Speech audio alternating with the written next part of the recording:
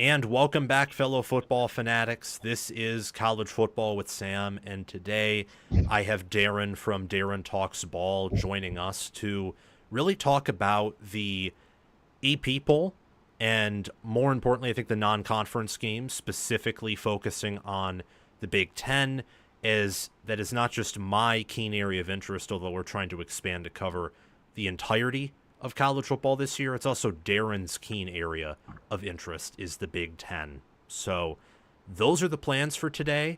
How are you doing, Darren? And where can the people find you? I'm doing well. I'm surviving. I'm maintaining my lifestyle and really surviving this heat, man. It is way too hot in Michigan this time of year. I know it's summer, but one of the amazing things about Michigan growing up was it didn't get this hot. I'm tired of it. I'm tired of the 95 degrees every day. I'm ready for fall. I'm ready for football weather. I'm ready for nice, cool temps and talking some like actual ball, which I know we have coming up here in a few weeks. So I'm excited. Thanks again for having me on. And yeah, everyone can find me, of course, at Darren Talks Ball on the YouTubes, youtube.com/Darren Talks Ball. That's pretty much it. Pretty much namely the one place you can find me talking all things college football and mostly the Big Ten. So yeah. Awesome. Well, thank you for telling the people where you are and how they can find you. He's had some pretty incredible video essays about Michigan and Ohio State's national championship runs. Michigan and Ohio State, the years they won it all, they started out ranked number 2, both actually behind Georgia, funnily enough. But Georgia, things just didn't go their way in 2023, and especially in 2024, where I think everything went wrong that could have gone wrong for Kirby Smart's program, and Michigan and Ohio State won it all respectively. This season, Penn State in the AP poll is ranked number 2, behind preseason number 1 and SEC favorite, not Georgia this time, but Texas. Hoping that Penn State, mainly because of my prediction that the Nittany Lions will win it all, is able to produce an impressive enough season to have you write a video essay on their campaign. Is that what you think the outcome's going to be?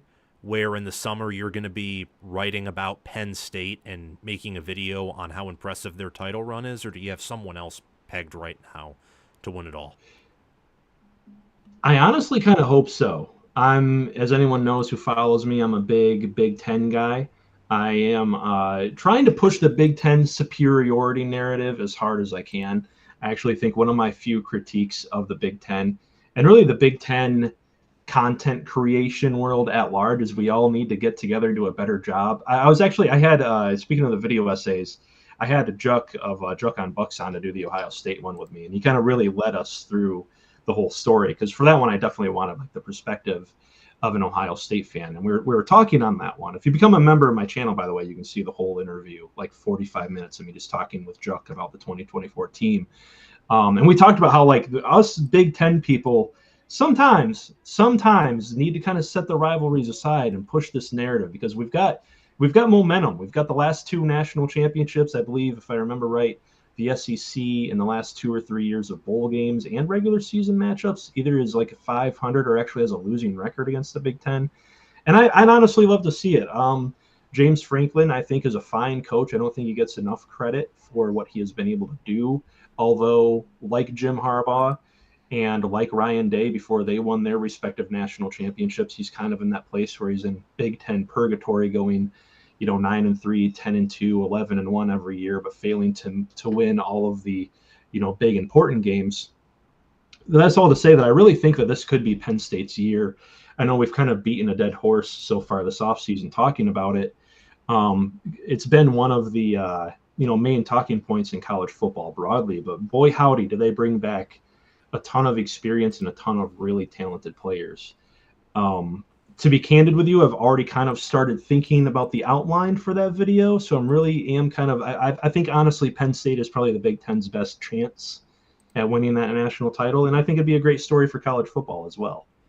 Yeah, I've been a little open about this, and I will probably rehash it again in some planned upcoming Penn State content. But I truly believe that this team is kind of the mix of the best of both worlds from the previous two Big Ten teams who hoisted the trophy. I think they have better wide receivers than Michigan. I think that they have a better offensive coordinator and system than Michigan had. The offensive line is the deepest of the two, at least in theory.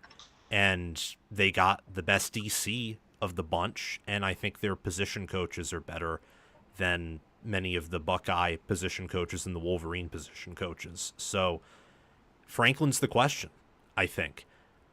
If Penn State had Kirby Smart, I was just posited with that hypothetical, or given that hypothetical in a college football chat I was in just 30 minutes ago. And me and this Georgia fan and I were talking, and we both agreed, yeah, if Kirby Smart was Penn State's head coach, which isn't reality, but if he were, they would probably beat everyone by, I don't know, double digits or close to it with what they have coming back and all the questions everyone has. Yeah. Like they would kick everyone's rear. Like it wouldn't be close. This isn't reality though, and Franklin has had that record in big games, which has been disappointing. Why do you think that's been the case? Has it been a talent deficit? Has it been inferior development? Is his game management truly that bad?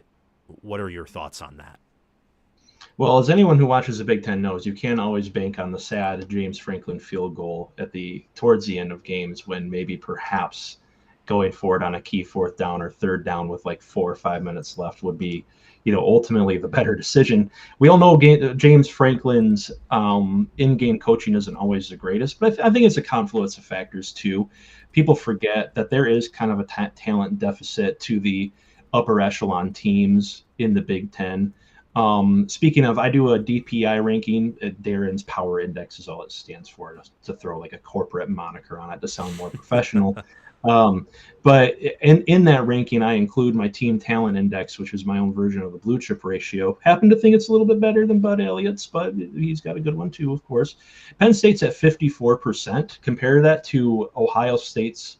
Well, compare that to Oregon at 66%, and then compare that to Ohio State at 77%. I'd say there's definitely a talent deficit there. And then just for reference, my team talent index is the ratio of 4 and 5 stars you actually have on the 2 deep starting depth chart. So that's the talent you're actually going to see on the field playing on any given Saturday. That's not just the recent recruiting rankings, which is what Bud Elliott goes off of. So I think it's a mixture of things. And, Penn State's been close in a lot of big games.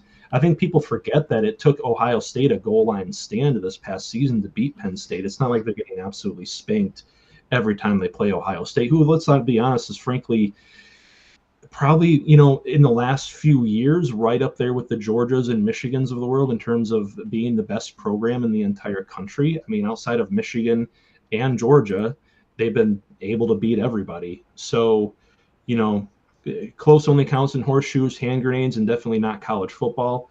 And we don't take moral victories, but Penn State was really close last season, and I think that's something that people are kind of overlooking. I mean, they were a late interception away from potentially going to the national championship game to play Ohio State and get that rematch.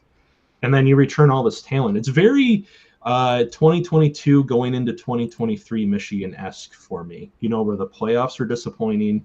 You had all the talent in the world. The year before, you had great coordinators. Again, you have a good coach. I do think James Franklin is a top 10 coach in the country, but you just weren't able to put it all together. You had a disappointing playoff performance. Now you bring everybody back, and not only do you bring everybody back, you bring in who is honestly, in my opinion, the best defensive coordinator in college football. I don't think that that hiring could be undersold or understated, bringing Jim Knowles in. I did a film review on him when he got announced as a new Penn State defensive coordinator. Again, you can watch it over at Darren Talks Ball. And I was thoroughly impressed, especially with what he did against Penn State when he was coaching for Ohio State in the previous few seasons. That's one hell of a coaching hire, and that's one hell of a defensive team too. So, and I mean, you look at the schedule too, like outside of the Oregon game and the Ohio State game, like who are they losing to? It's a 2-game season. Road trip maybe the road trip at Iowa, but anyone who knows anything about Iowa knows they lost quite a bit on the defensive side of the ball, especially. Jay Higgins and Nick Dawkins, those guys stand out. Obviously, they don't have the Cooper. They haven't had Cooper DeJean for a couple of years now, but obviously some of those defensive backs are gone.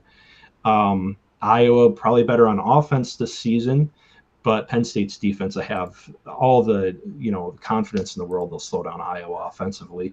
And they get Oregon at home at night in the whiteout. That game absolutely has to be James Franklin's first big, top 10 win in a while. That I don't like to say must win because I don't think it's a must win to get into the playoff. But in terms of like PR and fan mood, morale, that's a huge game for him.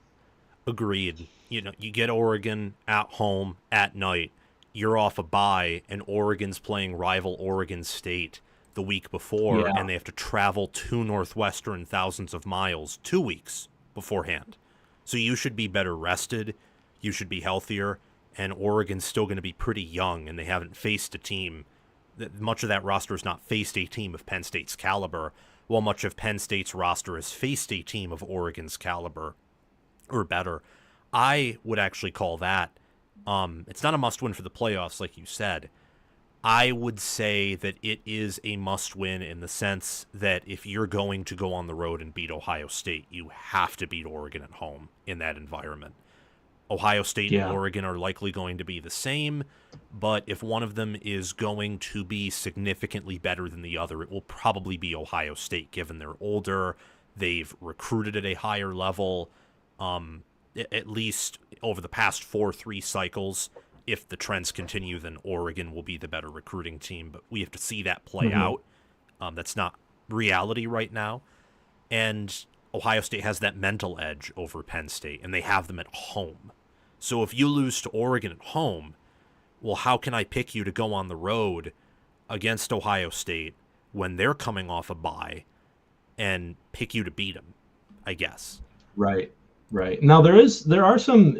Speaking of bye weeks, by the way, they do get a bye week before traveling to Ohio State. So that's kind of another aspect of their schedule. Like you mentioned a minute ago, they get the bye week going into Oregon, and Oregon has some difficult, a difficult stretch ahead of that game, unlike Penn State.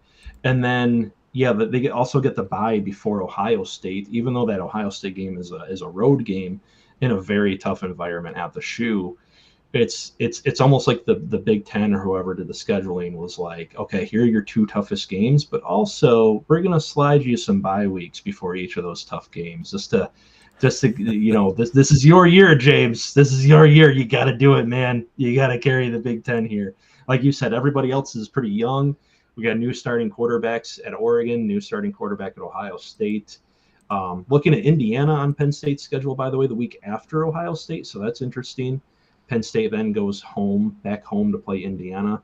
You got Fernando Mendoza stepping in at Indiana, and he's a very fine, very good quarterback. Also did a film review on him over at Darren Talks Ball. But, new quarterback over there, lots of new offensive linemen, lots of new pieces. I think Indiana will be pretty good this season, but you never know if you can strike lightning twice when you're playing that transfer portal game the way that Kurt Signetti is. How many other teams in the Big Ten are returning starting quarterback, both starting running backs, as many offensive linemen as they are? I mean, they've got Nolan Rucci, Nick Dawkins, Drew Shelton. I mean, a bunch of returning offensive linemen that figure to be in the NFL in the next year or two. And that's just talking about the offense. It's not even talking about the defense. And like we said, they could lose, and that's the nature of the 12-team playoff these days. They could lose to Oregon, they could lose to Ohio State, and who the hell knows? They could even benefit from that in some way because then they'll avoid the Big Ten championship and get some extra rest before the playoff. Because if they go 10-2, they're making the playoff. You don't start the season at number 2 in the AP preseason poll and then miss the 12-team playoff by going 10-2. Yeah, they are that one team where I'm telling you that they're not missing the playoffs. There's no world there's no world without some catastrophic amount of injuries where Penn State, I think, misses the playoffs. And I don't know if you can say that for any other team, not just in the Big Ten, but nationally. I mean, they don't play Texas in week 1 like Ohio State does, or Oklahoma in week 2 on the road.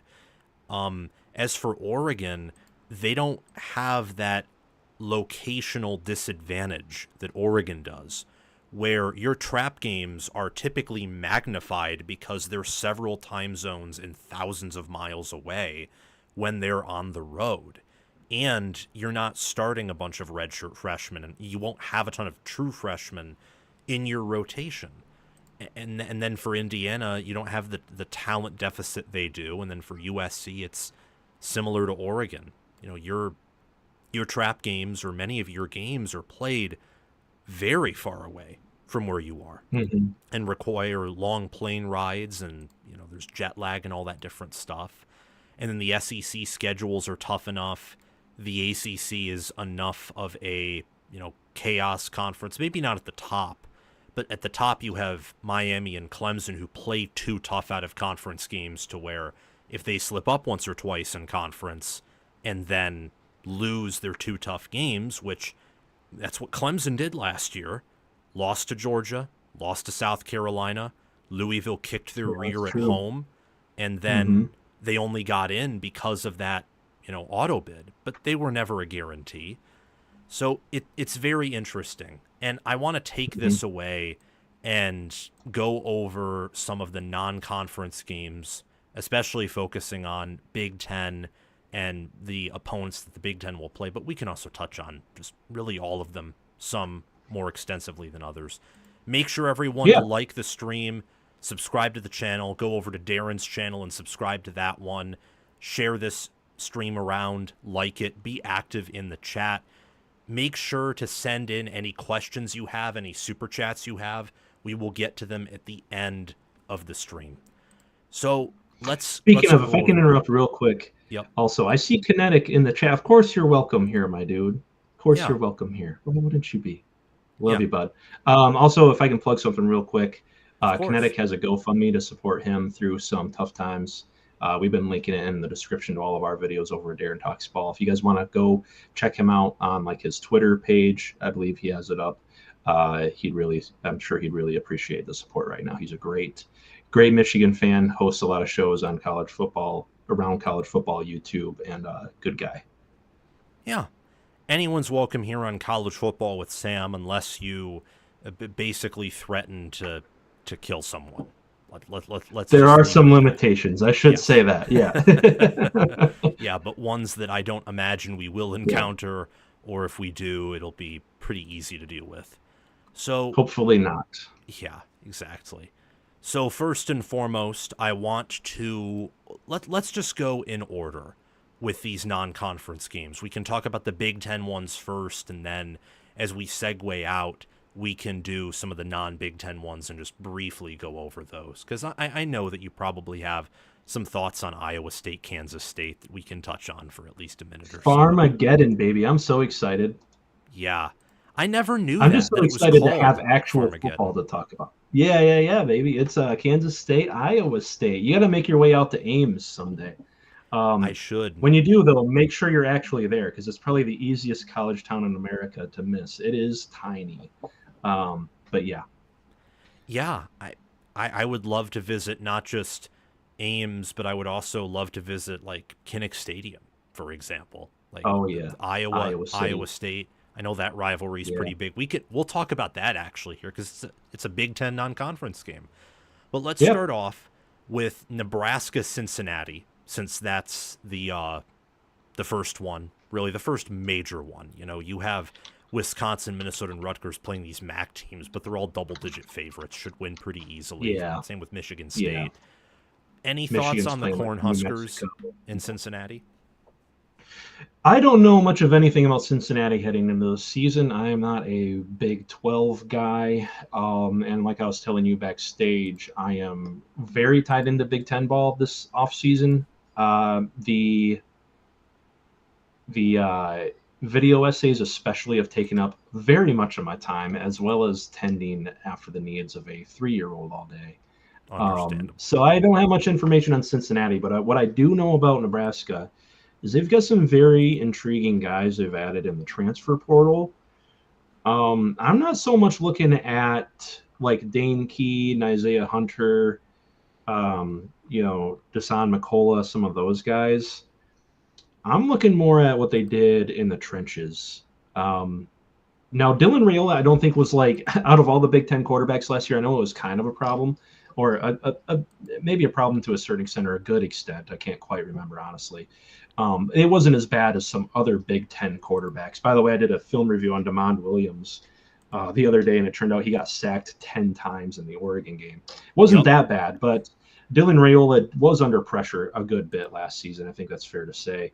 So stiffening up the offensive line with guys like Elijah Pritchett, Rocco Spindler is very intriguing to me. If they can bolster that offensive line and then get a year to Dylan Raiola under, I'm blanking on his name now.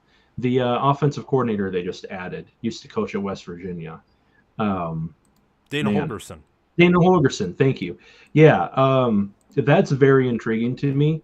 Looking into some of the more like skilled players that they've added, though, they don't really move the needle as much for me as I think they do for others. If you really look at it, and Isaiah Hunter and Dane Key were kind of like the SEC prospects, guys who had gone to SEC schools but were unable to start. And looking at things like their overall ratings coming out of high school and stuff, they didn't really look like guys who were ever going to be like major contributors in the SEC.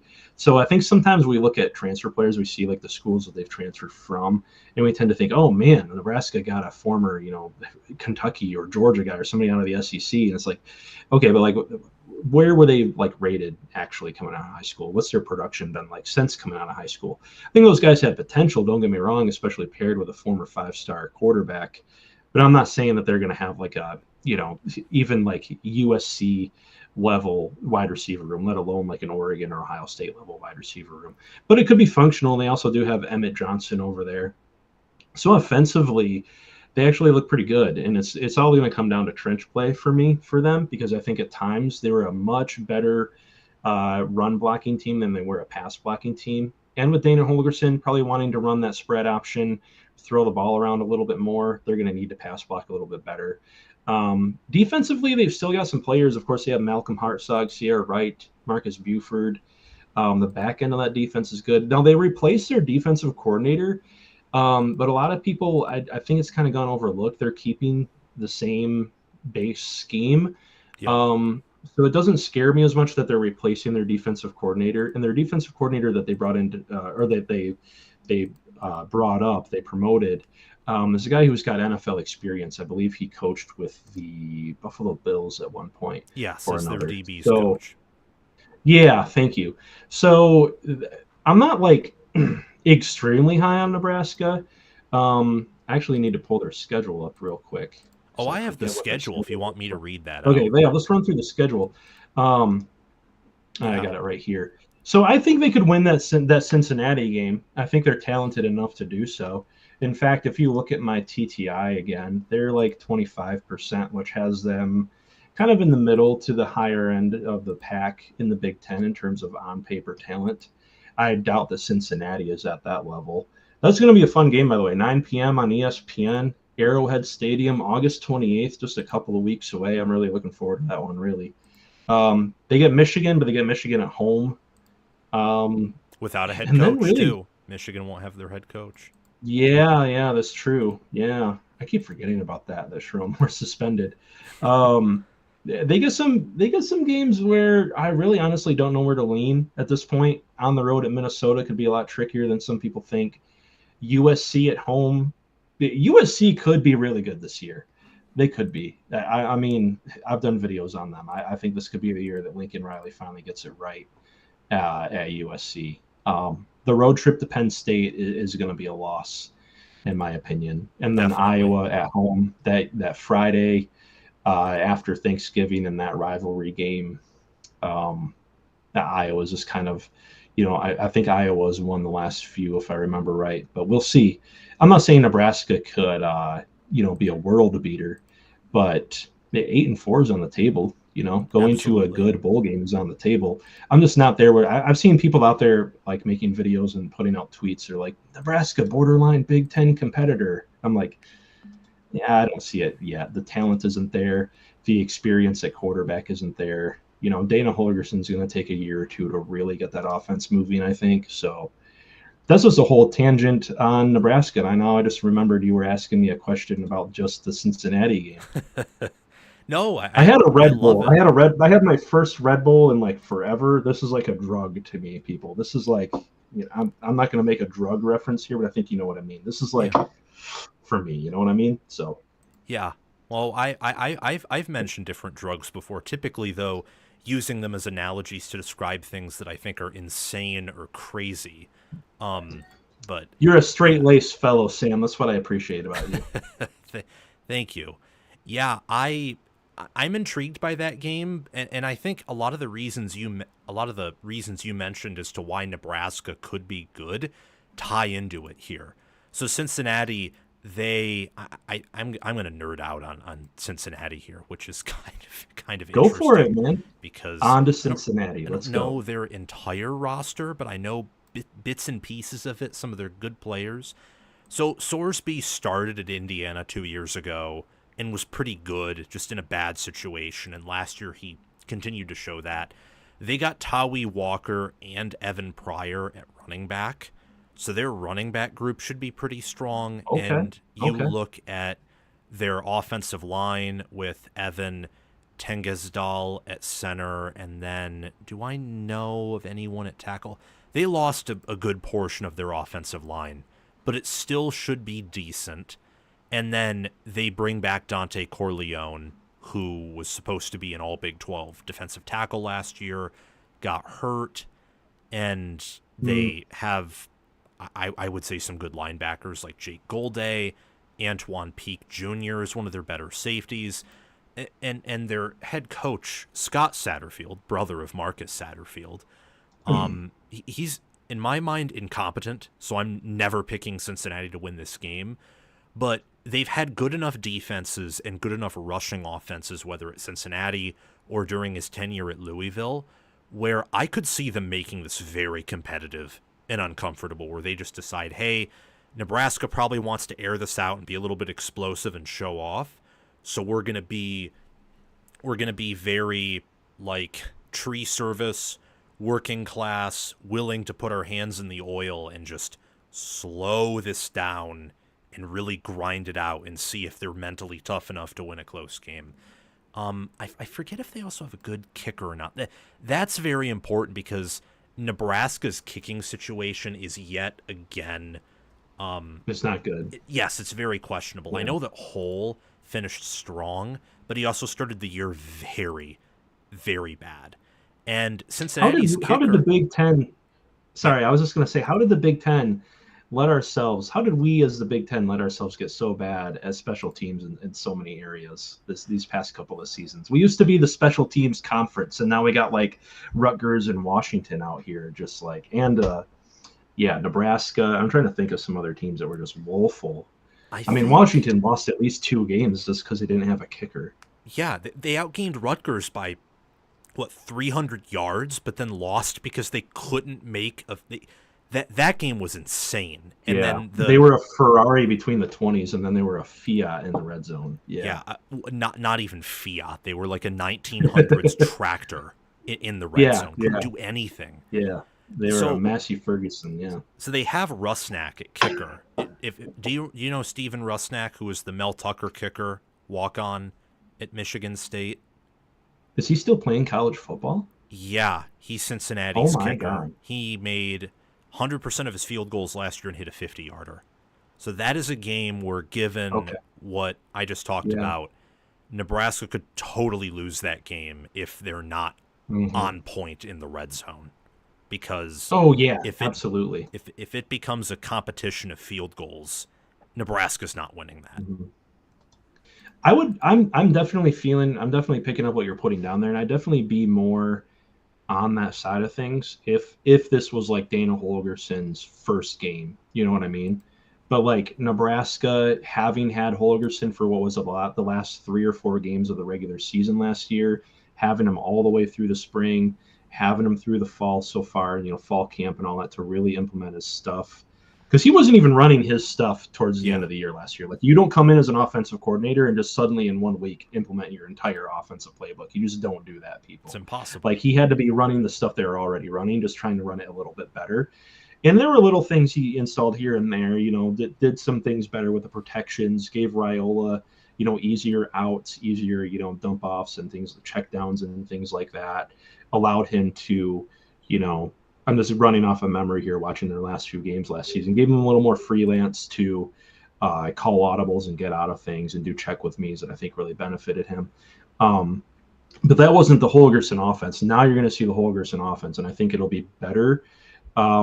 But everything you said might be right too. And I mean, here's a question for you, because I'm kind of my mind is meandering that way. What do you think the ceiling is for Dylan Raiola? Because I honestly don't know what to make of him still to this point. The ceiling is, it's not quite DJ Lagway. It's not quite Bryce Underwood. I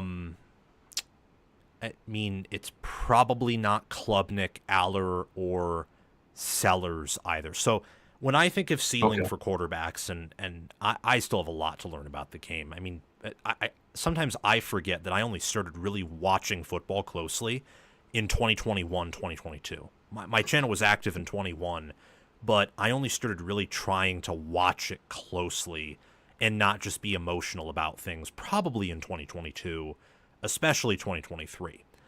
Well, we're Michigan fans, and everyone knows Michigan fans didn't start watching football till 2021, right? That's yeah, the Ohio right. State thing, right? The only reason that was true with me is because I grew up when Michigan was bad, and my parents were State fans, and a lot of my friends were not Michigan fans. So I just knew that my team was always losing, and I was busy in school and loved video games, wasn't really a sports guy. So I'm like, I'm just not going to bother watching them. But now I can't help myself. Now I will watch Illinois get outgained by 100 yards and win by 14 points because we're starting an injured, practically walk-on in Jack Tuttle at quarterback. I'm old enough to for my team. Freshly remember App State and the games where we barely beat UConn and Toledo. Like, I was graduating high school around that time, so those were like my formative years. So I'm built for watching Michigan lose to Illinois despite outgaining Illinois by 100 yards. You adapted to the darkness. I was born in it, baby. Yes. Yeah, those Rich Rod years were. I've watched some highlights of those games, and I know what you're talking about with the Hope games, like against Akron or UConn in 2013, where Akron was a play within the 5 of winning. Yeah. That's insane. We almost lost to 2 MAC teams. I know we're digressing here, but I was on the road working pipeline construction in like Western Pennsylvania and Southern Ohio at the time. And I had guys on my jobs just giving me crap every single day. Every day. It was torture. I think it was the 2012. I think it was a 2012 game. So Michigan had finally won one against Ohio State in 2011. And then the next year, if I remember, they just got hammered. So I think it was either 2012 or 2013. It was Urban Meyer's first year. And it was like one of the last few years of the Brady Hoke era.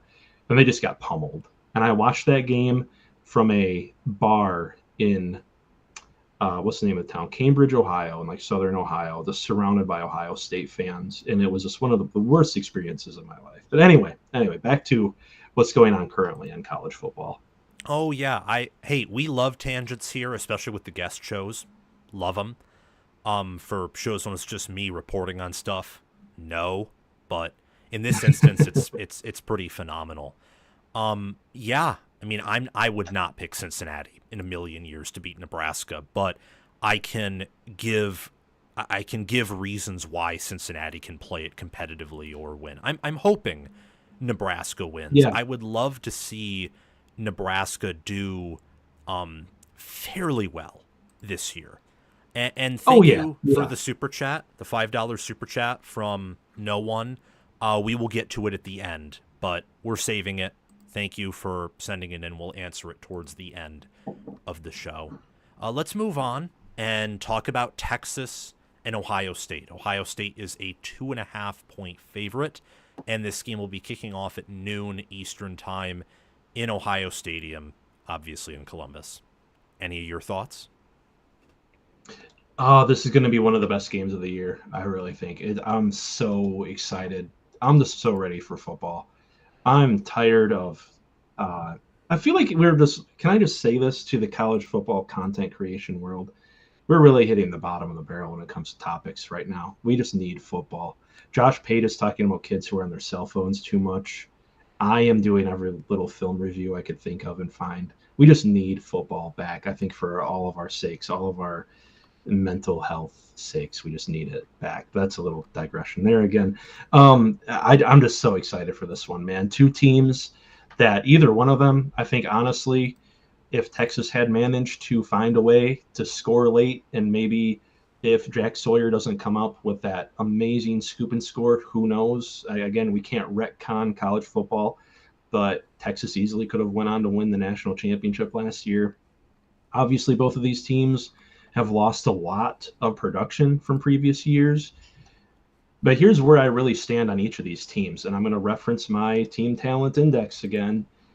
Texas is at 66%, Ohio State's at 77. So if you think just because they lost production in some areas, they're not going to be, good anymore or great teams, I think you're going to be mistaken. You're going to be sorely mistaken. I mean, Texas lost a former number one overall recruit in Quinn Ewers just to replace him with another former number one overall quarterback in Arch Manning. Yes. Ohio State loses Will Howard to the NFL. Who do they got in line? They got Julian Sayin, former five-star, I believe number one or number two, something like that, quarterback in his class. Ohio State's got the best offensive player in the country, hands down, with Jeremiah Smith. They have the best defensive player in the country, hands down, with Caleb Downs. Texas has amazing players. I mean, you could go through the rosters. Each of these teams will probably also be there at the end of the year. It's one of those games early in the season that makes me angry that we have the 12-team playoff. I'm a 4-team playoff truther, just to come out and say it. I think if anything, we should have expanded to 6, just because in any given year there's not 12 teams with a legitimate shot at winning the national title in college football. There just aren't. But I wish almost that we still had the 4-team playoff, just because that would make this game even bigger, because it would have real playoff implications. But outside of that, this is going to be a great game. My big question mark, and I'm actually going to do a video on this soon, is how does the Matt Patricia hire affect this game? Because Jim Knowles had a really great game plan. I was actually watching back on the playoff game earlier today. Jim Knowles had one hell of a game plan for slowing down Texas's kind of very RPO screen horizontal attack. And I don't know if the Matt Patricia defense is really necessarily equipped to handle it as well. Though, again, with Caleb Downs, I got to flip over to the roster here again because I forget names so often. I'm terrible with names. With Caleb Downs, Arvell Reese, Sonny Styles, Jalen McLean, Jermaine Matthews. I mean, you've got guys there to slow down that screen game still, just talent-wise. So I think Ohio State wins it. I did a prediction video a couple weeks ago, actually, now, just because, again, I'm so excited for college football coming back. I think Ohio State wins it. I kind of leaned that way just because they're the home team. We all know the shoe is an incredibly difficult place to win in. Yes, it is. That's why that Michigan loss last season was so crazy and so huge and such a big deal, because it was at home, and Ohio State never loses at home as a favorite. And you saw what they did to Tennessee in the playoff at home. So I leaned Ohio State just because they're the home team. I know you have differing opinions. Obviously, now. it's your show. I'd love to hear them for now. I honestly could go either way on this game, really, because this is just, again, these are two teams that, in looking at the AP poll, number 1 and number 3 for good reason. So, yeah, I'll shut up and let you give your opinions. Oh, you're all good. I enjoy hearing them. This is difficult for me. Obviously, I'll make a preview and prediction video probably like 2 weeks from today, or maybe 13 days away from today, like the week of. I'll release something official. Maybe do an early look ahead before that. But My intuition screams Ohio State here, and my brain screams Texas. That's kind of where I'm at. And recently, there's been a part of my intuition, they're kind of blending together, where part of my intuition saying, oh, no, I kind of feel like Texas is going to win here. And then my brain is saying, I understand Ohio State's path to victory because of the amount that Texas lost at corner, for example, and also what they lost on the offensive line, where Ohio State should be able to, even if their offensive line struggles, they should be able to get some passes off. And I don't know if that's going to be the same with Texas against a Caleb Downs-led secondary, provided the corners improve or don't drop off. And it's also on the road. I mean, the spread is 2.5 for a reason. This is basically saying neutral field, it's a pick 'em, or Texas is a slight favorite, which is in alignment with the power ratings, which consensusly have Texas better than Ohio State, but not enough to where that offsets home field advantage. It's going to be a really fascinating game, I think, for the reasoning that Ohio State is a blue blood that has maintained its blue blood status for the entirety of the 21st century. If not, I would argue they've ramped it up, and they kind of climbed that blue blood ladder to be where it's them and Alabama, essentially, in their own tier. Texas has had several down stretches after Mac Brown left, and they have a lot of people questioning whether or not they're back, which I think is stupid given that they've been to 2 semifinals. But they're also ranked number 1 in the AP and coaches poll for the first time in history. And this team is, while per blue chip ratio or the team, your team talent index, which I think both are very insightful, they don't have Ohio State's blue chip talent. They have Manning, who has more starts and playing time than Sayin. Size doesn't mean everything, but we've watched Texas. We know they're not big and slow. They're fast. They have more 300-pound defensive tackles than Ohio State does. Their guards are bigger than Ohio State. They, at linebacker, they're just as athletic as Ohio State is, and they have more proven production there. They do not have a Caleb Downs or Jeremiah Smith, but it feels like with Texas, they have players who could contend there. I mean, what if Manning comes out and is absolutely incredible? Or what if Colin Simmons takes that next step? It just it's interesting. And while Sarkisian, I wouldn't say is a better coach overall than Day. Day right now is, I think, by a good margin, a better overall coach. I think that something Sark has done better than Day, to a certain degree, is some of the CEO off-field stuff, where you look at the direction of their recruiting or how Texas has maintained large chunks of its elite staff, and Ohio State's kind of cycling through there. And you also look at, again, size, or the fact that Texas has put out more NFL production, and yet they've just kind of reloaded in a way that no one else outside of maybe Georgia this decade has done. I mean, even Alabama under Saban, they put out NFL production over and over and over again in his final few years, and their team, their team graph of like their power rating just kept going down. Texas hasn't been doing that. They fielded their best team last year ever under Sark. And while I don't know if this team's going to be better than last year's team, it should be at a similar level. Could it be worse? Yes. Could it be better? Yes. With Ohio State, it feels like, just because how good that team was at the end of last year and the coordinator changes they have, that I think it's closer to a guarantee than not that they're going to be worse. I even said the same thing about Michigan after 2023, and I was way too high on that team. I think I've learned some lessons from that team from 2023 to 2024, where Ohio State will be much better than that 2024 Michigan squad, for sure, but so will Texas. And Texas, I I think there's a lot going for them in the same way with Ohio State. And last thing I'll mention before turning it back over to you is I hate how the media is panning this game, or how they are displaying it, how they're talking about it.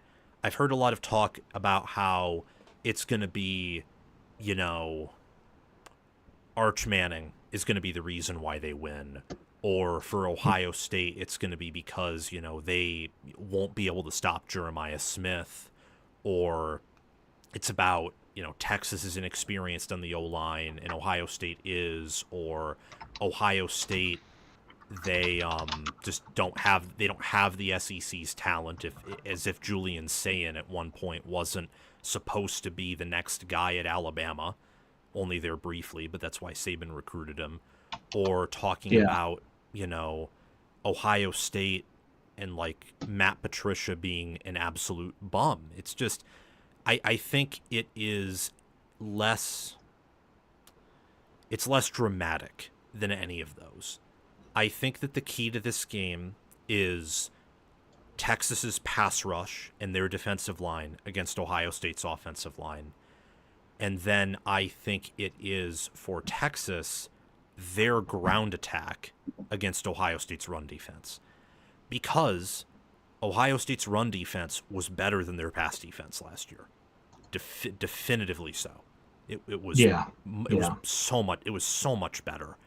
So much better. I mean, toward the end of the year in the playoff, it got much closer, but for the entire year, their run defense was really elite. It took some adjustments and some changes and some safety valves to make sure that pass defense could play to a high level, and they lose 5 out of their 6 front 6 players.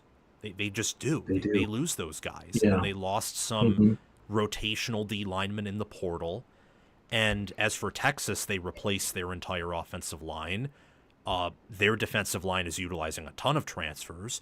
And Ohio State's O-line returns a lot, but they lose their production at tackle, and tackle was by far their biggest strength last year. I mean, both of their tackles will be transfer portal players from what I've seen, or Austin Severveld, who is a redshirt sophomore. Though I did think I saw a camp report earlier today that he was playing pretty good in camp. Yes. I always take the camp reports with a grain of salt, because you never know, because beat reporters are, you know, state media apparatus propagandists for their respective teams, in my opinion. So that's a little bit of beat reporter slander I didn't expect to get out you're live stream, but I just don't take the fall camp reports as seriously as others. But no, on a lot of your points, I mean, I agree with you.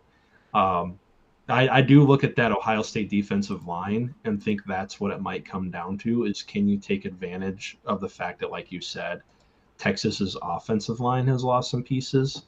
I mean, I'm looking right now and it looks like Texas is about to start either a sophomore in Brandon Baker or a redshirt sophomore Andre Coho. And Coho just tore his ligaments. Like, he's done. Oh, there you go. Yeah, I didn't even see that. Okay. So if Ohio State is able, and that's the thing, the defensive line for Ohio State is a microcosm of that entire roster this year, because you lost everybody, but you replace them with Edric Houston, who was like one of the top-rated recruits in his class. I remember that recruitment came down to the wire between them and Miami, a bunch of other and Texas, if I remember right, and a bunch of other highly rated schools. Caden McDonald, Kenyatta Jackson. I mean, and then they did bring in the transfer portal player that I think a lot of people are overlooking for Ohio State, and Bo Atkinson from UNC. They've also still got Caden Curry, who will rotate for them. They got Tywin Malone. So, you know, and CJ Hicks will kind of also be that rush edge, I think, in the 3-4. You know, that's the thing with Patricia's system, too. You're going to see a lot more odd fronts. You see a lot more 3-4. Though I think, you know, they're going to play like 4-2-5 nickel predominantly, like everybody in college football does these days. But them also might work to their advantage, too. If you've got the thin defensive line, play a little more 3-4. And listen, Texas loves to try to screen the hell out of you anyway. Texas loves to try to RPO the hell out of you anyway. So just load that kind of area of the field where the read player usually is occupying it with other defenders in like zone coverage, and just mitigate those RPOs. That's a great way to attack them anyway.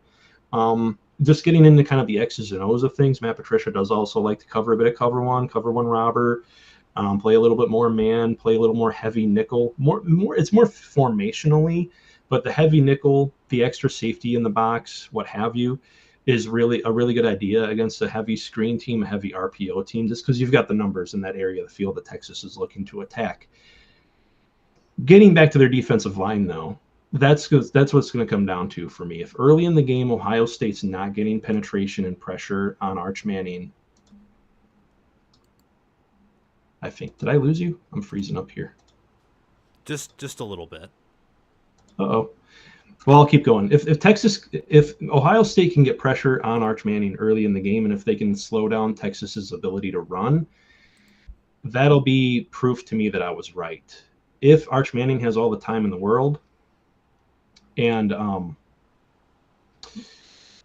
they're just picking apart Ohio State's defense with their typical game early on in the game, that's going to be kind of an alert to me that I might have been wrong.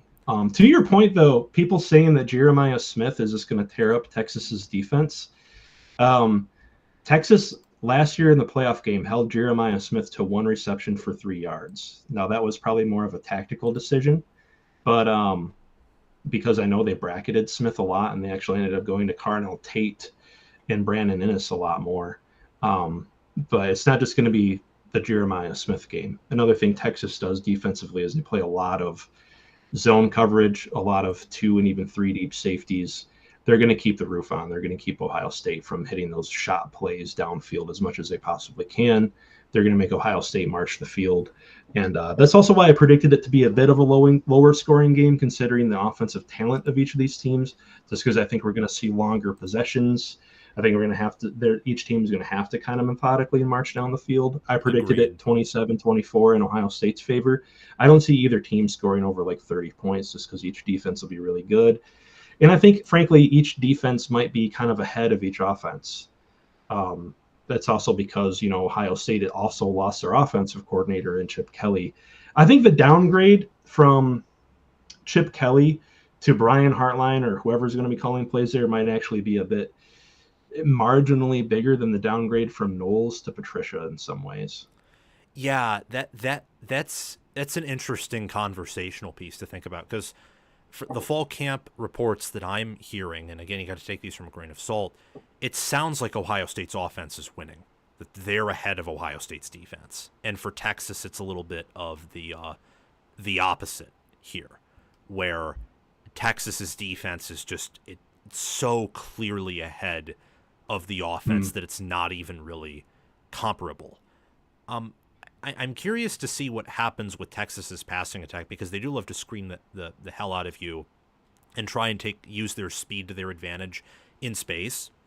But Arch Manning has a very strong arm, clearly loves the deep ball, and I wonder, like, it'll be interesting to see if there are opportunities for that to take place. I know that Ohio State's safety room is loaded, so I wouldn't intuitively think so, but that could also depend a lot on where they line up certain players, or if they, try to go in the box or not.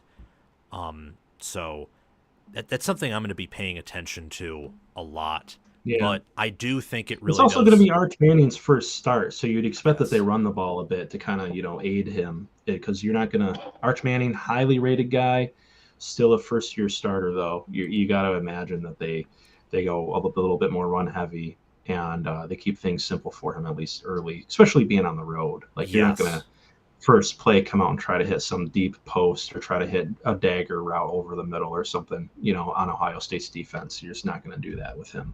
Yeah, I couldn't make a pick right now if you asked me to.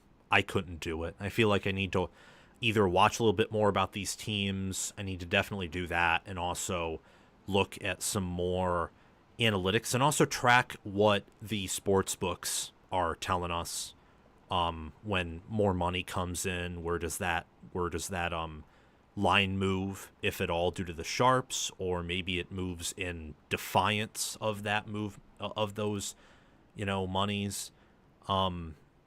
It's going to be an exciting game. It's going to be an awesome game. I part of me is skeptical about the notion of it being a great game. I think it will be, but I think there's definitely a world where one of these teams might be definitively better than the other just due to the amount of variance, and one team could end up on the right side of that variance, the other on the wrong side, and you could just see. So a classic example is, what if either Sayan or Manning gets nervous early and throws a pick six after the opposing team won a long touchdown drive, and you're 14 in the hole, and it just doesn't get better. I could see that. I could see Ohio State, having the game that they would have against Texas last year if their offensive line was much better. If Ohio State last year had an elite O-line, they probably blow Texas off the field. I could also see that Texas's defense is just, because that's where their strength is.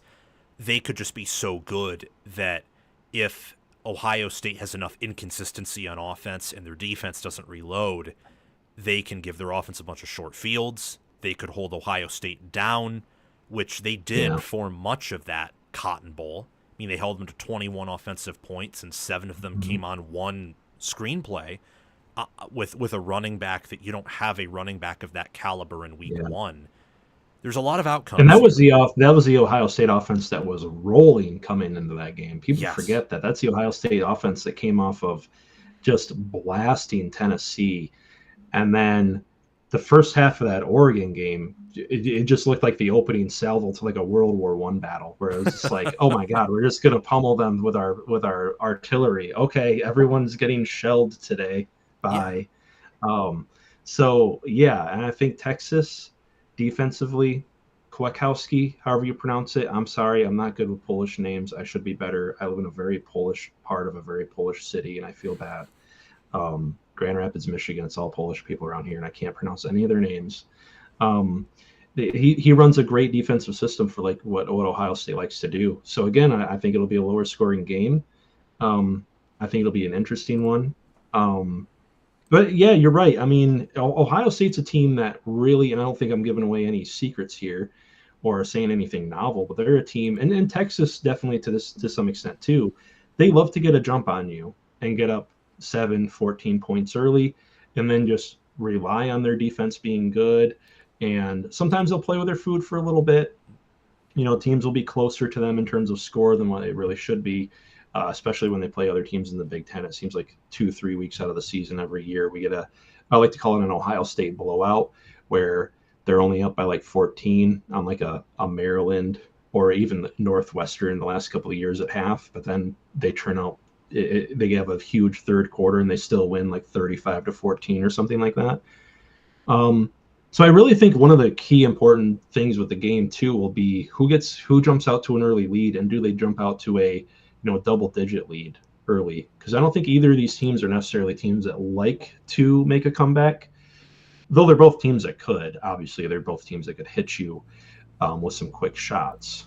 But again, the defenses will be too good to really do that against, too. So if you're in a 10-0 game, late in the second quarter, you're talking about multiple possessions to get back by 3 or 4 or even 5 possessions, not just 2 or 3. So. Yeah, like Ohio State has the offensive and defensive player to make the plays where they'd probably have the best chance at a comeback, but also at the same time, given the history of these teams and what they bring back, Texas is probably the team better suited for game control here. And Sark's teams have traditionally started out fast. Days typically take a few weeks to get rolling and then peak in November or late October. It's going to be a fantastic game, and I want to move on to another fantastic one, that being Michigan and Oklahoma. Your thoughts on the Sooners hosting the Wolverines in a night game, which Texas-Ohio State should be. Yeah, as a Michigan fan, I am nervous about Oklahoma, just to start out. That everything that Michigan might not be so good at coming into the season offensively are weaknesses or things that I think Oklahoma can easily take advantage of. defensively. One of the things that stood out to me when I did my early preview of the game, haven't done a prediction on the game yet because it's a week 2 game and I kind of want to see what each team shows in week 1 first. I know each Absolutely. team is playing like lesser competition in week 1, but we'll know a lot more about them when they actually play some football, and not just have to rely on, again, the fall camp propaganda reports.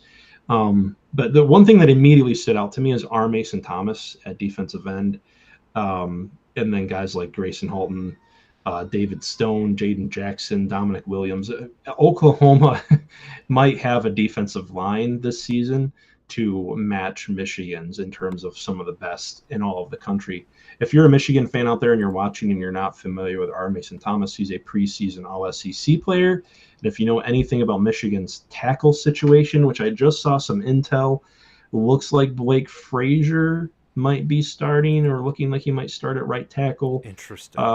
And then Evan Link probably solidifying himself at left tackle, though Evan Link, bad to terrible at times throughout the season, then looked much better against Ohio State and Alabama. That's not a great matchup there. And if you're talking about, a freshman quarterback, a really, really highly rated quarterback, don't get me wrong, a guy who could be the next, Cam Newton, Vince Young, Michael Vick, what have you, still a freshman quarterback starting early in his career. Guy hasn't even turned 18 yet. I mean, just a kid, really, at quarterback. The prospect of going into that game with an offensive line full of question marks, having to face that defensive line, scares me. I think if you're Michigan, the winning formula here is typical Michigan formula. Run the football some more, run the football some more. Take your shots where you get them, because I do think Oklahoma will load the box and you'll get a chance to see what Donovan McCulley can do at wide receiver one-on-one. You'll get a chance to see what Bryce Underwood can do when he's throwing to one-on-one receivers. We know Chip Lindsey, almost said Chip Kelly there. Chip Lindsey likes to throw fade routes. He likes to throw those big box fades. He likes to throw combo routes where, depending on the coverage, the receiver, could go out for a post route or stay true against something like cover 4. You test them vertically a little bit when you get your shots, but make it a grudge match, and try to grind that defensive line down to where by the time you get into the late third quarter, early fourth quarter, those guys are tired. Win the time of possession battle, win the line of scrimmage. And what I mean by the line of scrimmage battle is win the rushing battle. And I think you can come out with that win. Because on the other side of the football for Oklahoma, you got John Mateer, which everyone's been talking about, but you also have John Mateer's offensive coordinator, Ben Arbuckle, coming along with him. So unlike Michigan, Oklahoma kind of has much more of an established offense at this point, I would assume, because John Mateer is an experienced quarterback who looked pretty good at Washington State, really good at Washington State at times. And he's bringing his offensive coordinator with him again. So they'll probably have a lot more continuity there than Michigan will have with, Chip Lindsey really working in big game action on the road for the first time with a freshman quarterback. So the team that I think needs to kind of make this a, shorter game in terms of, running the ball a lot, running the clock down, limiting the offensive possessions of the other team is Michigan. Because I think Oklahoma has, they're going to have a decent offense. I know they didn't last year, and there's a lot of similarities between these teams. But, Deion Burks, Giovanni Gibson, bringing in Jaden Ott, they brought some offensive weapons in. I'm not saying they're going to score 35 points on this Wink Martindale defense that'll probably be one of the best in college football. But they could score 21. They could score 24. And that might be enough to get the win against, again, a freshman quarterbacked Michigan team with questions at offensive line. So, yeah, I mean, it's a game where I look at what I think the teams will be overall in the season, and I think to myself, Michigan is probably deeper across the board, except for wide receiver and maybe a little bit of DB. Michigan has better special teams. and Bryce Underwood's more talented than Mateer. So as the season goes on, he should play a little bit of catch up. But it's week Yeah. 2. Yeah. Both teams should be healthy. And Deion Burks, who's going to be Oklahoma's wide receiver 1 probably, would be starting over McCulley. At least I would think. Could be wrong there. McCulley was pretty good at Indiana, and Burks is coming off an injury. So you never know. Ott, if healthy, would be running back number 1 at Michigan. Mateer would, I think, start the year quarterback number 1 at Michigan, at least for a few games, if not maybe for the whole season. I'm not very high on him. But still, we would at least have a quarterback battle. We would at least have a quarterback battle or quarterback battle coverage that was actually worth talking about. yes. Because I don't know if I'm breaking any news to people here, but Bryce Underwood's going to be the starter. All of this, like, it's still a battle. And the same thing at Ohio State. Julian Satan's going to be the starter. What are we doing here? I'm sorry. I just had to ramble about that for a second. It's like, I see, like, Steve Deese's tweets, like, where is Mikey Keene? Like, he's like the Batman looking for the Joker at the end of the second Batman film. And I'm like, who cares? Bryce Underwood's the starter. Like, I don't care what Keene is doing. Yeah. Hopefully he's living his best life. Anyway. No, that's all good. I mean, if anything, in a game like this, Keene could provide an advantage given he's more experienced, probably has less volatility, and has played in Lindsey's system before. But I'm assuming... I don't want to see Keene against that Oklahoma defense. I'm sorry. It's understandable. I mean, I think Michigan's formula won't be through quarterback unless Underwood is Newton, and at that point it doesn't matter what Oklahoma's defense does. I think Michigan's formula will be quarterback probably week 5 or 6 of the season, when, if all goes right, when Underwood really has a feel for the game, the speed of the college game.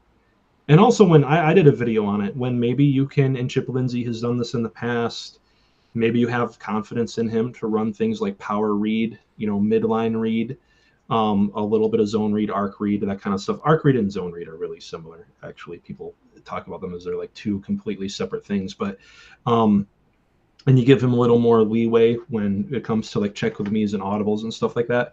But in this situation, it's going to be a run first game, I think, for Michigan. Sorry to interrupt you there. No, you're good. I think it adds to the conversation, especially with the zone read aspect. I think that quarterback runs will be useful too, to kind of try to keep the defense for Oklahoma honest. Yeah. And then Michigan has similar advantages against the Oklahoma offense too. I mean, I think this is going to be potentially even more of a lower scoring game than Texas, Ohio State, because I'm pretty confident Texas will have a top 5 defense. Ohio State, I'm thinking, will be top 15, top 10, not quite as good as Texas. Oklahoma and Michigan, I'm fairly confident, are in that Ohio State range, probably have a lower floor defense or a higher floor defensively early on, and their offenses are nowhere near Ohio State's and probably nowhere near Texas's to start the year. So I'm thinking this is a battle of trench play, of running back, of linebacker, of safety. It'll be important to still be good at corner, because I think if you can get maybe 1 or 2 more shots completed than the other team, you win. Michigan's advantage. It could be one of those games. Michigan's advantage and biggest X factor, I think, is their kicker. They have a better kicker than Oklahoma does. Robbed of the Groza Award. Yes. And I think Michigan will have... Groza? Sorry, we have a running bit on my channel that we don't know how to pronounce college football awards, because people have tried calling us out about it, because one time we mispronounced one and somehow we don't know ball because of it. So it's a little running inside joke we have going. The Graza Award is what I'm calling it, and I'm not going to be corrected. That's how it's pronounced. No, Zavada was robbed of it. Definitely a great kicker. And it may come down to things like that. People overlook in college football these days, with the abundance of the spread offense and trying to hit shots downfield, though that's the meta has kind of shifted away from a lot of that. Everyone kind of looks at the bright shiny lights of like the 2019 LSU and 2020 Alabama offenses and how they could just score on you in bunches. Most college football games are played with intermediate quarterback play, and because of that, things like time of possession, field position, third down, all that stuff. Rob Springer, Graza. It's Graza, I'm sure. Those are all very important. In a game like this, they're going to be of paramount importance. I mean, go through 2023 Michigan. That was a game control team. They dominated the clock, and it mattered. They beat Nebraska 45-7. Nebraska largely a big reason because big reason why they outscored Nebraska so much was Nebraska only had the ball for 20 minutes in that game. They never even had a chance to score. They never had the ball. So that stuff matters. And in a game like this, I think it's definitely going to matter. Kicking, punting, getting field position, even picking up that first down when you start a drive on your own like 35, getting a couple first downs and being able to flip the field. It's going to be a defensive game. It's going to also be a fun one. Sharon Moore, kind of homecoming for him. I've always kind of had a soft spot in my heart for Oklahoma just because I love the jerseys. I was a member of a union that was from Oklahoma for a long time. Shout out to Pipeliners Union 798. So it's a bit of a homecoming for me too. So it'll be a great one. I think it'll be a great one for us college football sickos that love to watch like a 17-14 meat grinder of a game. Yes, it will be. It'll be that type of game. I could even see it being how do I put it? I could see it being like a 16-10 game. I could see that where it's more field goals combined than touchdowns. In fact, if I were to make a prediction, it probably would be like, I don't know, probably like 13-12 Oklahoma, if I'm being honest, is kind of where I would go with this. Or something along those lines. But let's move on, briefly touch on the AP Poll Top 25. I'm going to be reacting to this tomorrow on my show in greater depth, but I just wanted to go over with it today with Darren, and then we will get to any questions you guys have, any super chats, but any questions in general, just type what you want to ask us, and we'll answer it for the final few minutes we have on this segment. Okay, so I'm going to go through Big Ten. Do you want to include the top 10 in this, or do you want to only stick to Big Ten, talk underrated, overrated briefly? It's your show, man. You do what you want to do. I'm the Big Ten guy here. I don't know F all about Texas A&M, just to disclose with you. I've been researching for my video essays, like I said, mostly this off season, and then looking at the Big Ten teams I like to talk about. So all right, I'll probably just comment on the Big Ten teams, but if you want to throw out some stuff of your own, it's your show. You do what you want, man. All right. Well, we'll just go with the Big Ten because I have some more thoughts to produce tomorrow on this. Penn State, number 2, they were only behind Texas by 5 total points. 5. Very close to being ranked number 1. Overrated or underrated? Or just right? I think just right, man. I'm going to say, that's tough. Because it would be like a 1A, 1B really for me going into the season as to who the best team in the Big Ten is between Penn State and Ohio State. Well, Ohio State's Penn State would be 1A though. Yeah, that's why I can't say overrated or underrated for Penn State. I guess I have to say properly rated. I mean, the tiebreaker there between Penn State and Ohio State for me is the experience. Really, they bring back. Say what you want about Drew Aller. He's an experienced quarterback at this point, and that kid, he did turn the ball over a couple times in the playoff run and in the Big Ten championship game that cost them. But that kid does not turn the ball over. That is a thing. That is an important thing. So, yeah, I'd say properly rated given everything they have coming back. Again, it's very 2023 Michigan, 2024 Ohio State-esque over there. Yeah, I would agree with that. And people have mentioned before how in big games he's just been largely incapable, and, therefore that's not a reason to buy into him. I'll just say his wide receiver room wasn't good. The pass blocking for much of the year was very below average given the talent they had in the O-line. I expect that to be much better this year with everyone coming back, but still, not very good pass blocking. Not a wonderful wide receiver core to work with. And J.J. McCarthy at Michigan, he had the benefit of going up against a pretty broken Ohio State defense. Like, the best defense he played all season long was Penn State at home. And he didn't throw any touchdowns, and he had that one pick six and had some other plays that were pretty shaky. I think Aller's kind of on that same path as McCarthy. Higher ceiling, but he hasn't taken the step quite as soon. That's why he didn't leave early as McCarthy did. And I ultimately think that might pay off for him. I expect him to have a pretty big year now that he has wide receivers and a deeper offensive line. I presume you think that Ohio State at 3 is properly rated, just behind Penn State at kind of that tier 1B spot? Yeah, looking at some of the other teams, again, I'm not entirely familiar on Clemson, but I could buy Clemson maybe being ahead of Ohio State just because I know they return their quarterback. They return some production there. Also, very talented team. But Ohio State, I'd also say pretty properly rated at 3. Again, I think they were a little lower in the coaches poll, if I remember right. Actually, I don't even know. I know in some people's they were higher. So the coaches had them maybe closer to what I might have them personally. But again, it's splitting hairs. We're talking about the top 3 spots. And let's admit, after week 2, these are all going to be rearranged, right? Because yes. Texas or Ohio State, honestly, Penn State, they're going to leap Texas if Texas loses, right? So these spots are all going to be rearranged by week 3. And then by week 5, I mean, half of the teams in the top 25 aren't going to be in their original spots. So that's just how it works. So I would say properly rated for Ohio State too, though again, I would say maybe you could move Clemson ahead of them. Yeah. I think Georgia at 5, just I know mostly looking at the Big Ten, but I think Georgia at 5 is a titch undervalued. I think that between one of Clemson, Ohio State, Penn State, or Texas, they would be definitively better than them neutral field. I mean, on FanDuel the other day, they were ahead of Ohio State in national title odds, ahead of both Ohio State and Penn State.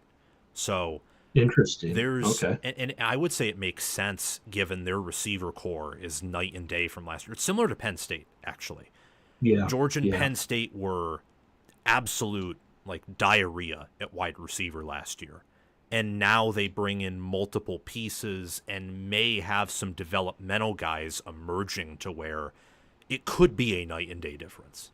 If everything. How do you feel about Georgia's quarterback, though?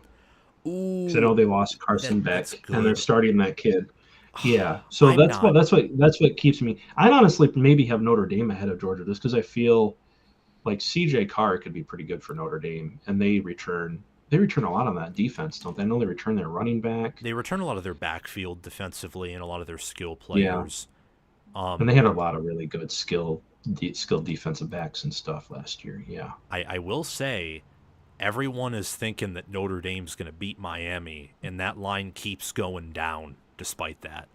So that's something I think I've been pretty open about a little bit here and there is Notre Dame's going down week 1. Miami's beating them in the Catholics versus Convicts rematch. Oregon. You got the Convicts beating the Catholics. Yes, I do. We got an American Pope now, baby. Catholicism is back. You got to go with Notre Dame. I can't do it, man. I can't. I mean, that has absolutely no bearing on the game. I'm just riffing because I have no idea as to either of these teams. Of course not. I know that C.J. Carr and Kenny Minchie are apparently neck and neck in the QB battle, and I don't like that. Maybe that's wrong. Maybe that is just beat writer crap.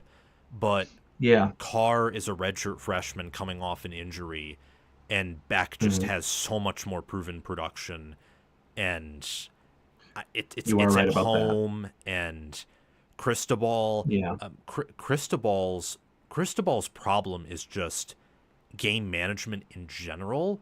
But we've seen before against Utah or Wisconsin when he was at Oregon, or Ohio State in 21, or 23 when they hosted A&M and it was thought that A&M was this big bad team, or against Swinney in 23, or Florida to open the year last year, where they show up in certain moments that matter.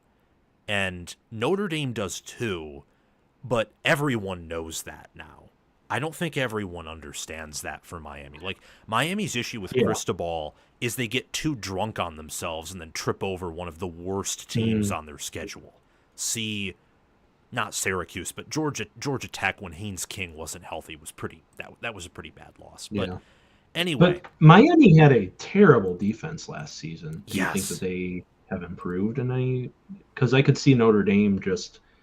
I mean, I could see Notre Dame just going full like 2021 Michigan versus Ohio State against that defense and just pummeling them. And CJ Carr or whoever starts at quarterback not even being like a major factor, you know. We'll have to see. That's going to be Yeah. very interesting, and it's possible. I would say that Miami's defensive line is the biggest story.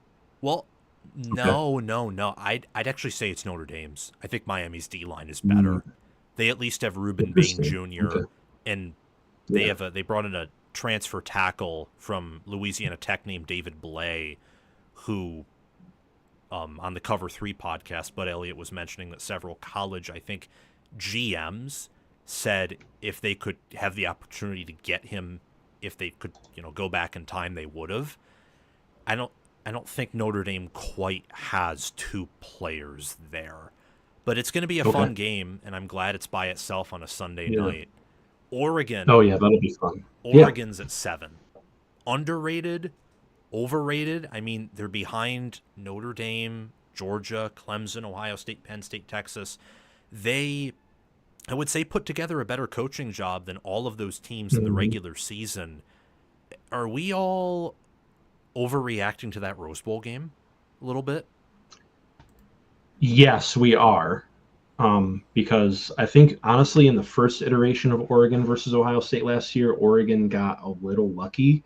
I say that just because the schematics between Tosh Lupoi's defense and what Brian Day likes to do offensively were not in Oregon's favor. And we ended up seeing that in the Rose Bowl where Oregon was like, yeah, we got the corners to man up on Jeremiah Smith and Emeka Egbuka. No, you don't. No, you don't. Nobody does.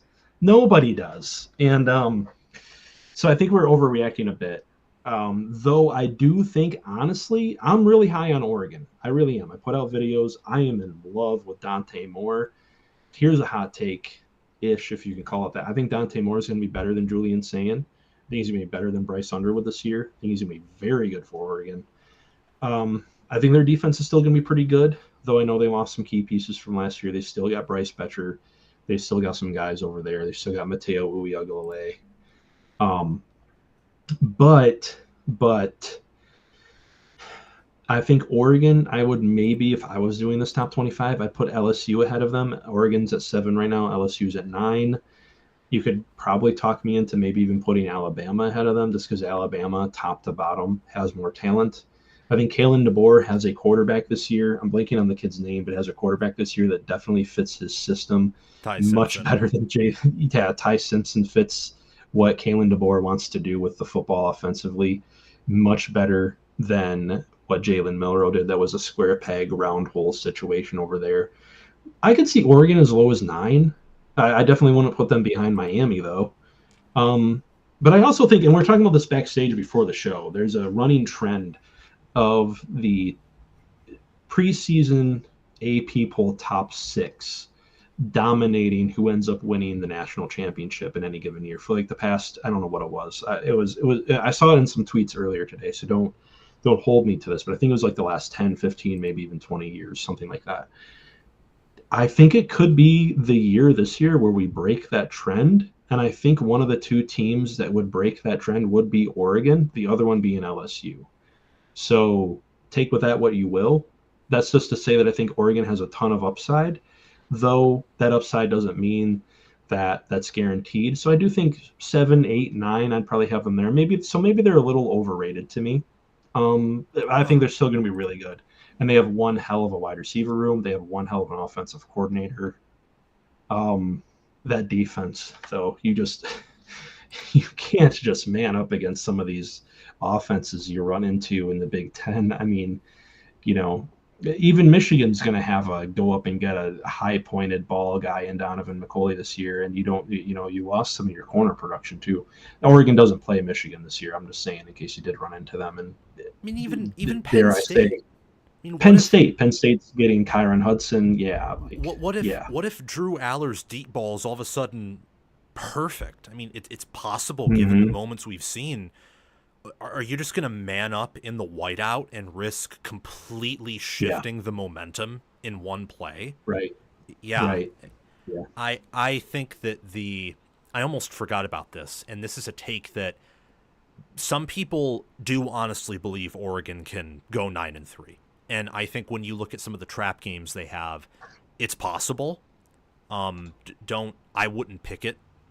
I Hmm. wouldn't, just because there aren't enough big teams.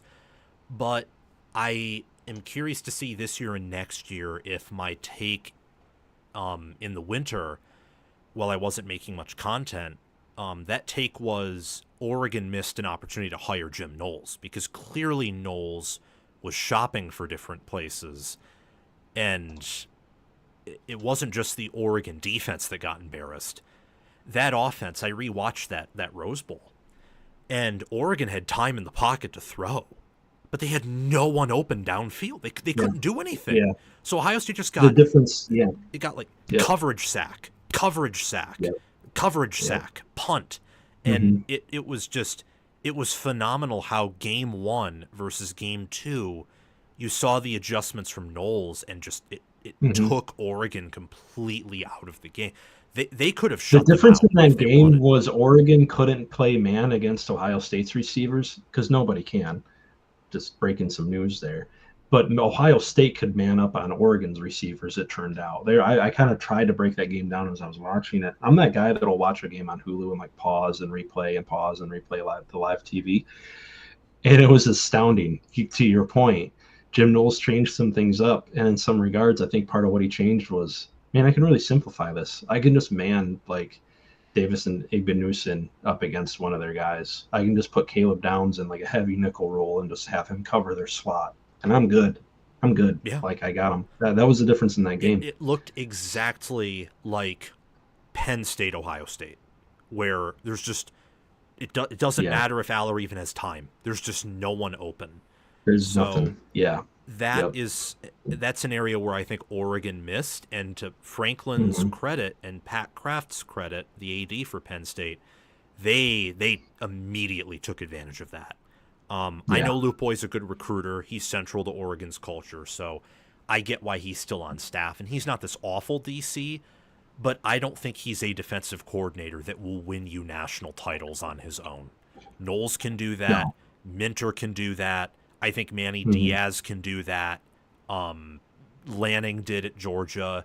Schumann and Kwiatkowski probably can. I mean, Texas's offense the past 2 seasons has been an atrocity in the red zone, and yet they still win games because their defense is good, especially at stopping the run and up front. But last but not least, before we get to any questions, Illinois Yeah. is at 12th, Michigan's 14th, Indiana is 20th. Any of those overrated, underrated, or are they just right? I want to root for Brett Bielema, and I've been watching some of your content recently. By the way, the guy you had on last night was really good. The Indiana guy. I just want to give shout outs to that guy real quick. Yeah, he's Um, awesome.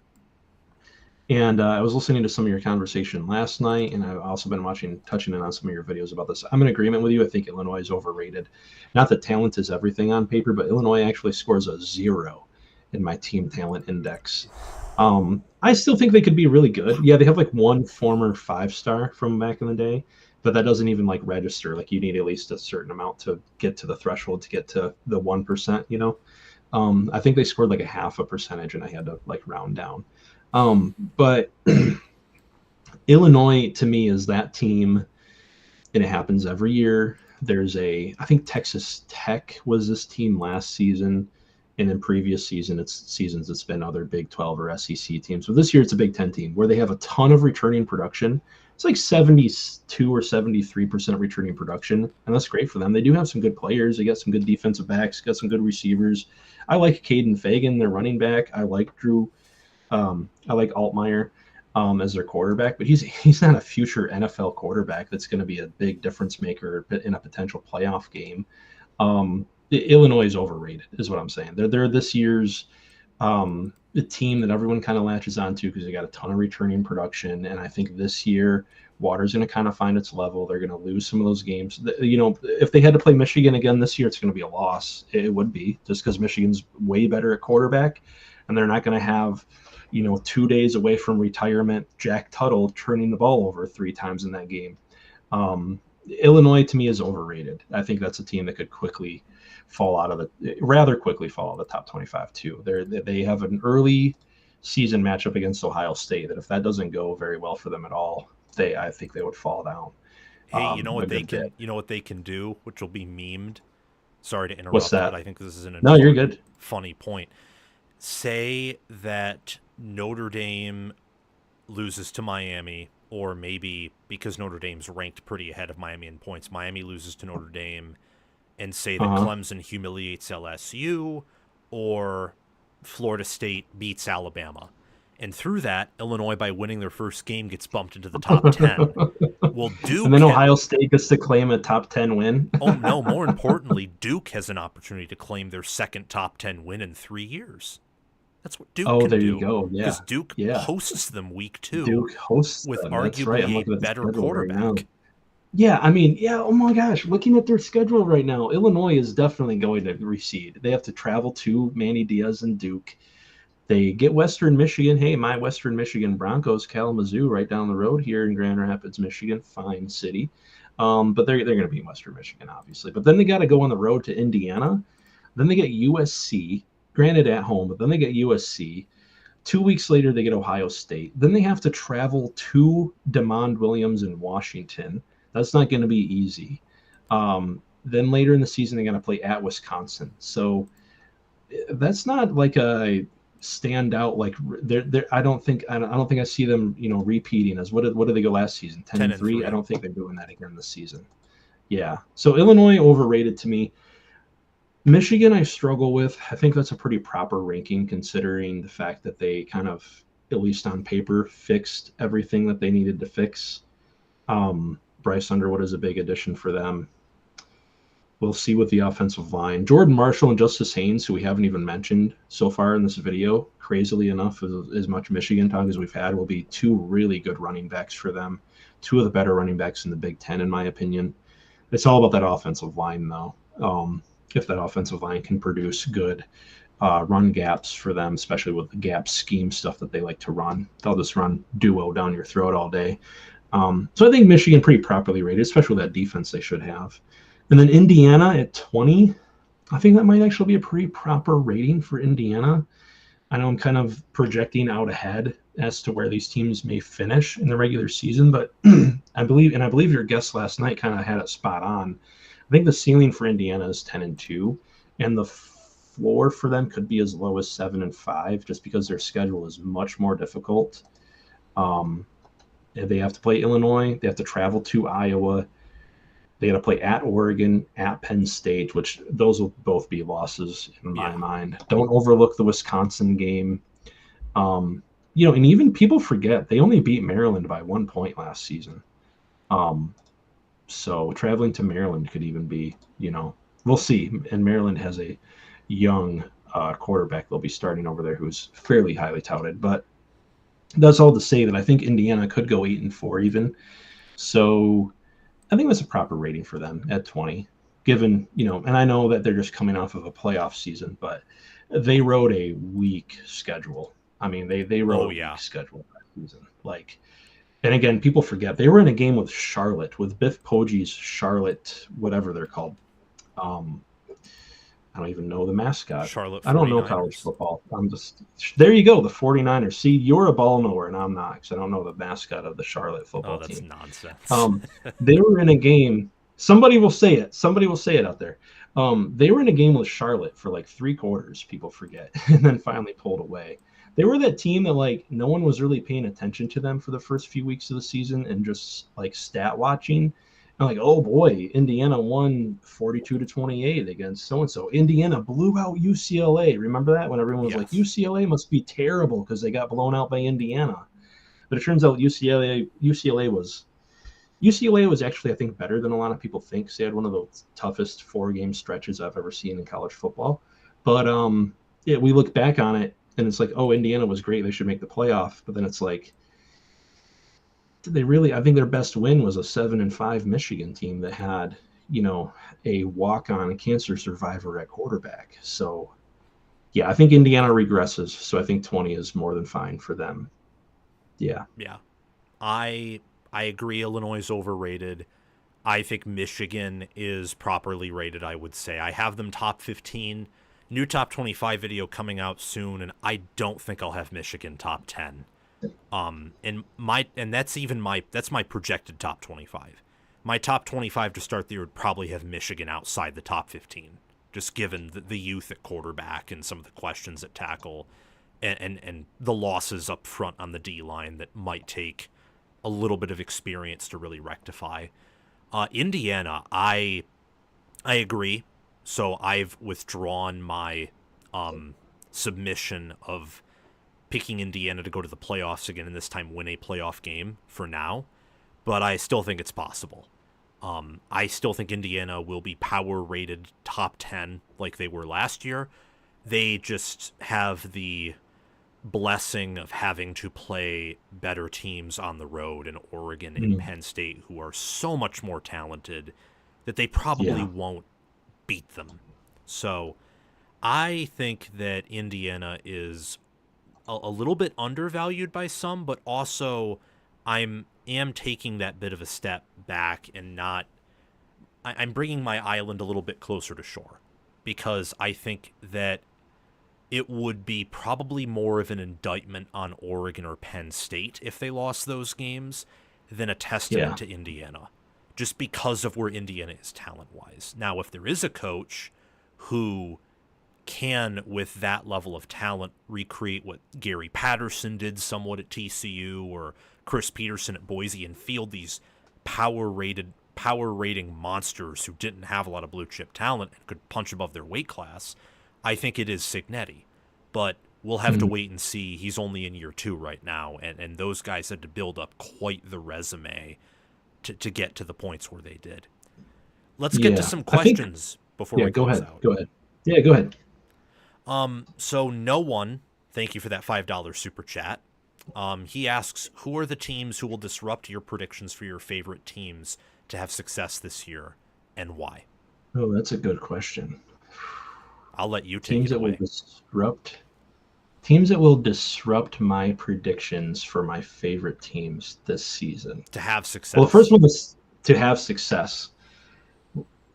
So, sorry, can you read that question again? I want to make sure I got this right. Who are the teams who will disrupt your predictions for your favorite teams to have success this year, and why? And maybe I'm not interpreting this correctly, but I think he's saying who can disrupt your best predicted teams. So, who would disrupt your top 10, for example? Who will be the disruptors? Yeah. Nebraska. Ooh. Because I've got Michigan 9-3, 10-2. I go back and forth on it. I know I'm a wishy-washy content creator. I should stand my ground and make one of them my, cold hard lock of the century, as they say. But I reserve the right to flip-flop. Politicians do it all the time. I can do it. So Nebraska would really throw a wrench in either of those predictions, 9-3 or 10-2. Could potentially, because if Michigan loses to Oklahoma and loses to USC, like I have them predicted to do, and then also loses to Nebraska, then I'm getting later in the season, Michigan's already got 3 losses, and I'm getting less confident in my pretty bold prediction that Michigan was going to make it 5 in a row against Ohio State this year, though I'm still fairly confident in it. I think Nebraska could be the team that kind of puts Michigan into 8-4 territory, and that would be, then we're talking like Brycen Moore, year 3, final year of his contract. First year you go 7-5, second year you go 8-4. The second season with Bryce Underwood really needs to be a playoff season at that point for Brycen Moore to even keep his job. Yeah. So that Nebraska game, in the context of what I think is going to happen, and to answer no one's question, if they do what I think they're going to do, which is lose to Oklahoma on the road and also lose to USC on the road, that could be a career-altering game if Michigan loses that one. Agreed. 100% agree. My disruptor team, whew, I think that USC and Michigan State will be Mm, disruptor teams. So I think Michigan State's staff is good enough to where with Childs, Marsh, and some of the players they have elsewhere that they will probably upset some of the former Big Ten West teams they play on the road. So I'm looking at Nebraska. I'm looking at yep. Iowa. I'm looking at Minnesota. I also think that, not Big Ten West traditionally, but Big Ten West in the sense that they are out west. What if Michigan State goes to the Coliseum and just wins? What if they beat USC? It'd be pretty crazy. And USC is in this weird territory where I'm predicting them to have success. They're one of my favorite teams to have success. I think that they'll crash the playoffs for sure. But they're also going to Mm, be a disruptor this year because I have them beating Michigan and I have them beating Notre Dame. And there is a world where they go to Autzen and just win if things don't go right for Oregon. So, also, they have Nebraska on the road. They could end Nebraska's playoff hopes. And Nebraska, I think, is a playoff contender this year, potentially. yeah. So those would be my two. Let me see if Can we there just are. say something that's going to be really intriguing for the Big Ten this year too? That was intriguing for the Big Ten in like previous seasons too, and that's outside of those like top 3 or 4 teams. This is an incredibly close conference. It's a conference of parity more so than I think people like to say, just because the top end is so good in like Ohio State, Oregon, Penn State. But outside of that, like any given week, I mean, toss up games across the board. I mean, you look at like Minnesota's schedule, Iowa's schedule, teams like that, Illinois. It's like who's going to win the rushing battle? Who's going to win time of possession? Who's going to play better defense? That's what the Big Ten always comes down to in all of these close grudge match games. It's part of the reason why I love the conference so much. Yes. A lot of close games, a lot of defense. It seems like, to a certain degree, the Big Ten West moments are never going to be lost. And for that, I am very grateful. PK says that Oklahoma was a sub 500 team last year. He asks why the hype. I mean, all the changes. I mean, all the improvements on paper, at least. Another thing is Brent Venables taking over the defensive play calling, I think will be a plus for them. I don't know how much to what extent it'll be a plus for them, but I think it will be a plus. I mean, there's hype. Let me say that there's just hype. Do I think that the hype is real? I think it's a fool's errand for anybody to say as to whether it's really real right now or not because we haven't seen this team play. But if you don't think that this team upgraded at quarterback with John Mateer over what they had last year, I think you're kidding yourself. Now, do I think that like at the end of the day they could fall completely out of the top 25 and go 7-5 or dare I say even 6-6 again? Yeah, they could. So could Michigan. So could any of these teams where on paper it looks like they fixed glaring issues from last year. But when you look at the talent they brought in, and you just look at the fact that again, like Oklahoma, kind of in a certain way, and this is kind of funny. I'm making this analogy because he's actually coached at both of these teams with Lincoln Riley. They're kind of similar to USC, where like they've just underperformed the amount of talent that they have on roster. They're still a 66% in my TTI rankings, which is like on paper actually one of the more talented teams in the SEC. I mean, they're just behind Texas A&M. And let this put this in the context for you. Alabama's at 69%, only 3 points ahead of them. So on paper, with everything they've done and with their recruiting over the past few years, yeah, they've got the talent. It's just a matter of putting it together. And that to me, that's a lot more indicative of a turnaround than a team with, terrible on paper talent that had one good season, like in the case of Illinois. Yes. That's actually very insightful. I never would have guessed that in the two deep, Oklahoma and Alabama were that close in terms of Mm-hmm. blue chip talent. But now Oh, that you you go bring through it their up, two deep and it's like 4-star, 4-star, 4-star, 5-star, 4-star. It's crazy. yeah. And then for Alabama, I did some digging for their offensive line, researching that. And oh my goodness. I mean, they have a lot of talent there. But this is the case, it seems, with a lot of their positions. When you get into the two deep, they have some incoming Yeah, transfers or some more unproven yeah. players. And it's interesting. And speaking of Alabama, according to Kinetic, 615, and I confirmed this while you were talking. Alabama did name, or is expected to name, Ty Simpson as their starting quarterback. So that's a quarterback battle that you can check right off. Any thoughts on that? Or not really? Not particularly. Again, I just think Ty Simpson fits the system a lot better. And again, speaking of talent, former 5-star guy, a guy that Kalen DeBoer, really, from what I understand, really fought to keep on the roster there when he became head coach. Or did Ty Simpson commit? Now that I think about it, after. Either way, Ty Simpson, good quarterback, great offensive-minded head coach in Kalen DeBoer. They could be a team that I'm saying this. And I'm just now realizing as I say this, it's a little funny to say it, but Alabama could be a team to watch for this season. Of course, they're Alabama. They're always going to be a team to watch for. I feel like the fact that I even need to say that just goes to show that I think a lot of people are underrating them, actually. They lost to Michigan in that bowl game. That was a very poor performance.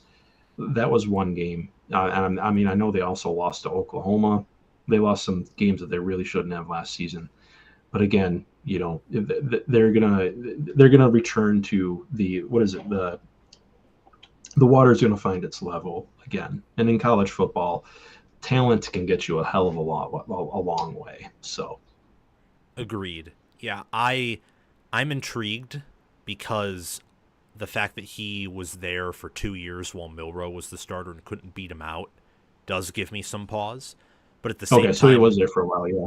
But at the same time, Milroe was such an athlete and the presumed starter and leader to the point where, was it worth it? Was the opportunity cost there to bench him and put in Simpson in year one? I don't know. Yeah. The Florida State game will be telling, though, because while Florida State I don't think will be awesome, they're a team with a pulse. They're not a G5 school or an FCS team, and from what I see, they in theory have enough good defensive players to where you should tell pretty early on if Simpson, at least currently, is a great Power 4, great SEC quarterback.